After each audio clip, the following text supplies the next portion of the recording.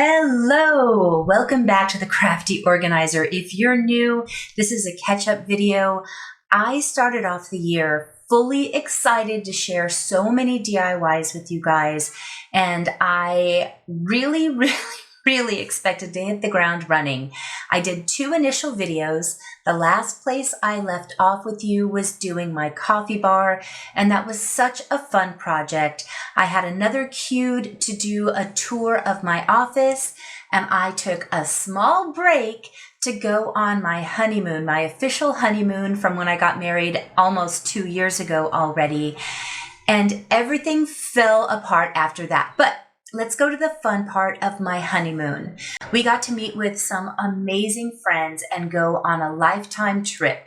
We started off in Florida, going to the Everglades, and if you ever get a chance to do that, I highly recommend it.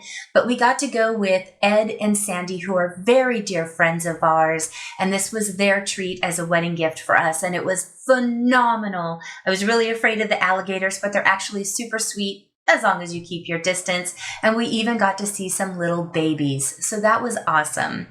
Then with the same amazing couple, we got to go on a tour on Princess Cruise Lines through the Panama Canal. It was 21 or 22 days. It was an insanely long trip, and I thought I'd get bored, but no. Cruise ships to me are the best way to travel. There's nothing to do but relax. There's tons of food, tons of different drinks that you can try, so many different events. You could just relax. All of the ports that we went to had something to see, but we usually just stayed close to the boat. But I will definitely do a cruise again someday. I thought it was so much fun, and we got so much more for our money than we would have if we had tried to fly ourselves to those destinations, find hotels, figure out the activities, figure out food. This was a no-brain, completely relaxing trip. As soon as we got back from the cruise, we landed in Los Angeles, which was our plan because we knew we could go start working on the California house to get it listed. We started off by doing flooring. We had found LL Flooring was going out of business. We got enough to do the entire house at a very good clearance rate, and we decided to lay it ourselves. It's much harder than I thought, but we did get through the whole process. The best way that we did it was I would measure, Jay would cut, and then I would pop them in. So there's a little bit of a learning curve, but once we got our groove in, it went pretty easily. I think it took us 3 or 4 days to get the flooring down. We also took this opportunity to put in a new garage door. The door that was in his California home was the original from 1953. We had a lot of trash and debris around the house, so we called the junksmiths. I'd worked with them a lot when I used to have my home organizing company. They're amazing. They did not sponsor this, but because I'd used them so much, I knew they'd give me a very fair price. They're super quick and efficient, and they clean up after themselves, so it's almost like a magic wand where you say, take that pile away, and they do. So if you've never worked with a junk company before to haul away things, definitely give the junksmiths a try. We did as much as we could on this short trip to get the house ready. We couldn't. We ended up loading everything that didn't get on the truck and our dog Yzma, who was crammed in the very back, and we drove across country to our Kentucky home. We got to see some beautiful things on the way and really just enjoyed the 4-day drive across the country. And once we got home, I dove into doing projects that I could share with you, starting with our little barn. I painted it nice bright white with black trim, and I love that. We also did some yard cleanup because we were getting those spring and winter days. This was in March, I believe. I started getting plants ready, and I've discovered the Goodwill bins. Let me tell you, that is one of my new favorite things, and I can't wait to start sharing videos of that with you. Speaking of getting videos done, I was so excited to keep the momentum that I'd started in January. I'd had 2 come out in February while we were on our trip, and I had all kinds of things geared up and ready for you guys. When I went to download the footage from my camera onto my computer, it said, hey, you're out of room. That happens sometimes. I have external drives, and I'll simply take my files and move them onto the external drives. But oftentimes there's a lot of things that I just don't need to keep, so I went to delete those files. And there were a lot of them, so it came up with a warning saying, hey, What you're deleting exceeds what the recycle bin can hold. Are you sure you want to do this? And this picture is just an example. It's not what I actually saw. And without paying attention, I hit yes. I had inadvertently selected my entire catalog folder of everything I've been filming for the last year. The projects I'd done around this house, the projects I had done around the California house. I'd been telling you guys that I was making stepping stones in the California house. Long story short, as soon as I hit delete, it was all gone. And I saw the string of where the address was. It tells you at the top exactly the root file you're deleting from.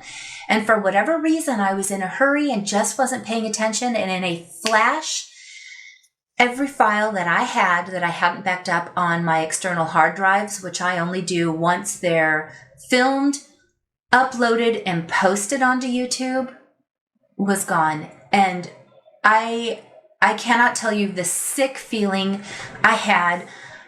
I walked out. I just started crying. I crawled into the chair with my husband and was like, I cannot believe I just did this. It's gone. It's all gone. All of this footage I've been saving for you guys for the last almost year was just gone in a flash. My husband was super sweet and he tried to find a Microsoft product that would save all of my files that I accidentally deleted, because as seconds go by, your ability to retract those just disappears. But there is sometimes a way to recover. So he found this program called Disk Drill. And I was really nervous because I know a lot of programs have nefarious intentions, but he saw that this one was recommended by Microsoft, so he downloaded it. I think you already know where this story is going.